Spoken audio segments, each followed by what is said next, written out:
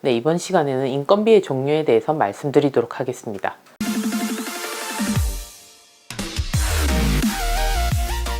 이전에도 한번 말씀드린 적은 있는데요. 신규 사업하시는 분들이나 계속 사업하시는 분들이 계속 헷갈려 하시고 납부해라고 하니 납부는 하는데 또는 납부 안내가 없으면 하시지도 않고 이런 식으로 너무 모르시는 부분들이 있어서 좀 중요한 부분이니까 명확하게 짚고 넘어가고자 합니다. 우리 회사가 쓰는 직원들은 세 가지 종류로 인건비 신고를 할 수 있다고 보시면 됩니다. 첫 번째로 제일 잘 아는 게 근로소득자죠. 정규직이라고 얘기를 하는데요. 이 정규직은 잘 아시다시피 국민의 의무인 4대 보험을 납부해야 합니다. 4대 보험은 직원이 반을 부담하고 회사가 반을 부담하죠. 고용산재보험료는 조금 다르기는 하지만 여기서 구체적인 얘기는 하지 않도록 하고요. 국민건강 고용산재보험의 반은 직원이 부담, 반은 회사가 부담. 그래서 직원 월급에서 직원 부담분을 월급에서 빼고 이체를 하게 되죠. 그 뺀 금액에 회사가 반 부담하는 금액을 합쳐서 다음 달 10일까지 건강보험공단에 한꺼번에 납부하게 됩니다. 마찬가지로 급여를 줄 때 월급여가 부양가족이 없다고 가정하면 106만 원 미만일 때는 소득세가 나오지 않지만 그 이상인 경우에는 소득세가 나오고 거기에 10%인 지방세가 나오게 됩니다. 이 금액도 마찬가지로 급여대장에서 빼고 나머지 금액을 지급하게 되죠. 그럼 월급에서 뺀 이 금액을 우리 회사 직원이 10명이면 10명의 금액을 합쳐서 회사가 대신 신고 납부를 해주게 됩니다. 이걸 원천징수 제도라고 하고 회사가 원천징수 의무자가 되는 거죠. 직원들이 한 명 한 명씩 신고 납부하는 것을 막고 직원에게 월급을 지급하는 회사가 원천징수 의무자가 되는 겁니다. 일반적으로 매달 다음 달 10일까지 신고 납부하고요. 직원의 수가 작은 경우에는 신청을 해서 반기에 한 번 다음 달 10일까지 신고 납부하실 수 있습니다. 그럼 이 정규직에 대해서 4대 보험을 부과하니까 당연히 공단에 4대 보험 취득 신고를 해야 되겠죠. 월급여가 현행 기준에서 230만 원 미만인 경우에는 사업장이 10인 미만인 경우는 두루누리 지원금을 받으실 수 있습니다. 국민연금과 고용보험의 일부를 국가가 지원해 주는 거죠. 그 다음 최저임금이 오르기 시작한 해에 생겨났던 일자리 안정자금 제도가 있습니다. 이 또한 현행 규정에서 월급의 230만 원 미만인 경우에는 2022년 6월 30일 이후 신규 가입자는 이제 지원 대상이 안 되고요. 기존 가입자만 지원 대상이 됩니다. 이건 사업장에 지원금이 나가는 겁니다. 아까 말씀드린 두루누리 지원금은 회사와 직원이 국민고용보험을 반반 부담한다고 말씀드렸잖아요.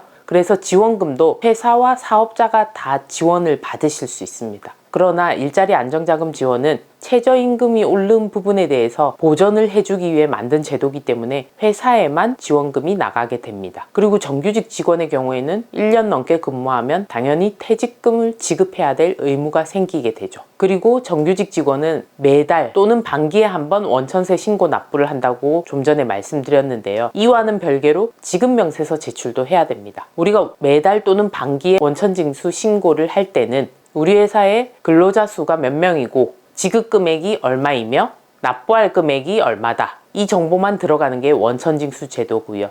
각종 근로장려금 지급이나 특고자들, 고용산재 이런 거 카운팅하기 위해서 간이지급명세서라는 제도가 생겼는데요. 원래는 지급명세서는 1년에 한 번 제출하는 겁니다. 지급명세서 제출이 바로 1년에 한 번 하는 정규직의 연말정산을 말하는 거죠. 지급명세서 제출 시에는 우리 회사에 A라는 직원이 1년에 얼마를 받았고 세금을 얼마 냈다. 이런 게 정보가 다 들어가는 거죠. 이렇게 1년에 한 번 제출하던 거를 반기에 한 번 제출로 1년 반 전인가요? 그때쯤에 바뀌었죠. 그래서 제출해야 될 서류가 더 많아졌습니다. 그 다음 인건비의 종류가 프리랜서 즉 사업소득자와 일용직 두 가지가 또 더 있습니다. 이 두 가지를 제일 헷갈려 하시는데요. 우리가 세법에서 프리랜서 즉 사업자 3.3% 세금 떼는 사업자는 회사에 귀속되지 않고 독립된 형태로 용역을 제공하는 자를 말합니다. 일용직의 경우에는 세법에서 시간에 따라 근로를 제공하는 사람 또는 시간에 따라 급여를 계산하여 받는 자를 말합니다. 국민연금이나 건강보험 같은 4대 보험법에서는 1개월 미만의 기간을 정하여 사용되는 근로자다. 이렇게 정의하고 있습니다. 정의의 내용을 보면 확실히 좀 차이가 있습니다.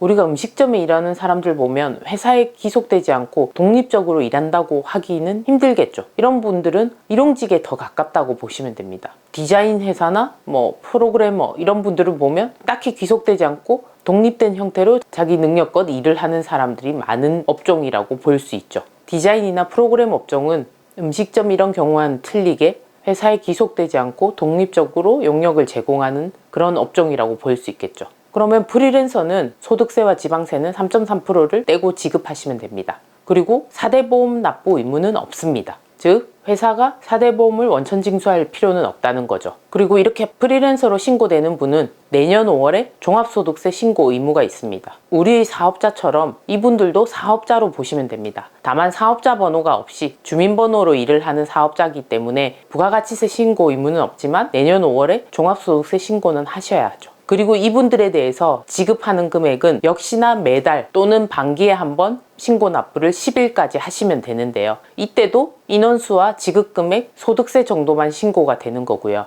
원래는 1년에 한 번 지급명세서 제출을 따로 했었습니다. 홍길동한테 1년에 얼마 지급했고 세금이 얼마다 이런 정보가 다 들어가는 게 지급명세서 제도라고 했잖아요. 그래서 이거를 3월 10일까지 1년에 한 번 신고했었는데 최근에 특고자들 고용산재 문제 때문에 매달 신고하는 걸로 바뀌었죠. 중간에 정규직처럼 반기에 한 번 간이지급명세서 제출 제도가 생겼다가 이제는 아예 매달 지급명세서 제출하는 걸로 바뀌었습니다. 일이 정말 많아졌죠. 일용직의 경우에는 일당이 15만 원 이하면 세금이 없습니다. 소액부 징수 이런 제도 때문에 역산하면 18만 7천 원까지 사실 일당을 주시면 소득세와 지방세가 없습니다. 그래서 예전에는 이런 일용직을 되게 선호했습니다. 세금도 안 내고 4대 보험료도 고용산재 빼고는 안 내도 된다더라 이런 얘기가 있었지만 이제는 그게 거의 불가능해졌습니다. 일용직의 경우에도 1개월 이상 한 사업장에 한 달에 8일 이상 또는 60시간 이상 근무하게 되면 국민건강보험을 다 내야 됩니다. 고용산재는 물론 기본으로 내는 거고요. 그러나 1개월 미만으로 고용한다면 고용산재보험만 내시면 됩니다. 또한 이런 일용직 중에는 초단시간 근로자가 있는데요. 하루에 3시간 미만, 일주일에 15시간 미만, 즉 한 달에 60시간 미만 일하는 사람을 말하는데요. 이런 경우에는 산재보험은 의무로 가입하셔야 되고 고용보험도 3개월 이상 근무 시에는 가입을 해야 됩니다. 그리고 이런 일용직은 외국인 근로자를 고용시킬 때는 특히나 국적이나 비자 코드를 잘 확인하셔야 됩니다. 비자 코드 자체가 근무를 할 수 없는 분의 경우에는 인건비로 신고를 하실 수가 없는 거죠. 그러면 이런 내용을 가지고 우리 회사의 인건비는 어떤 걸로 신고해야 되겠다 이런 생각이 대충 드실 거예요. 그런데 마지막으로 또 하시는 질문이 법에 따라 판단한다면 프리랜서가 맞는 것 같다. 그런데 회계사님 생각은 어떠세요? 어떤 게 더 회사의 절세에 좋나요? 이렇게 또 마지막으로 질문하시는 분들이 있습니다. 사실 절세에 좋나요? 얘기는 어떤 게 비용 처리를 더 많이 하나요? 이런 뜻이겠죠? 이 세 가지 종류의 사람들과 내가 세전으로 100만 원을 주기로 했다 라고 계약을 했을 때 실제로 회사가 부담하는 비용은 얼마일까요? 프리랜서는 100만 원 신고하고 4대 보험 납부 의무 없다고 했으니까 그냥 그 100만 원에 3.3% 떼고 96만 7천 원을 드리면 끝입니다. 우리 회사의 비용은 100만 원이죠. 일용직의 경우에도 특별히 100만 원이 10일치였다. 그러면 일당 10만 원 미만이니까 소득세 지방세는 없고 고용산재보험 정도 내시면 되겠죠. 고용산재보험 해봤자 몇 프로 안 되니까요. 그러면 프리랜서에 비해서 그 몇 프로가 더 비용 처리가 되는 거겠죠. 회사가 부담하는 부분이 비용으로 들어가니까요. 정규직의 100만 원의 경우에는 회사 부담 4대 보험료의 종류가 제일 많기 때문에 사실 이 경우가 제일 비용 처리가 많이 된다고 보시면 되겠죠. 근데 이렇게 말씀드려도 결국은 정규직을 하기를 꺼려 하시는 경우가 대부분이죠. 월급이 올라갈수록 건강보험료나 국민연금 금액이 워낙 많아지기 때문에 회사에 비용 처리를 많이 하고자 많이 내는 걸 좋아하는 사장님들은 잘 없으신 것 같습니다. 어쨌든 비용 처리 면에서는 결론적으로 정규직이 제일 많이 된다 이렇게 보시면 되겠습니다.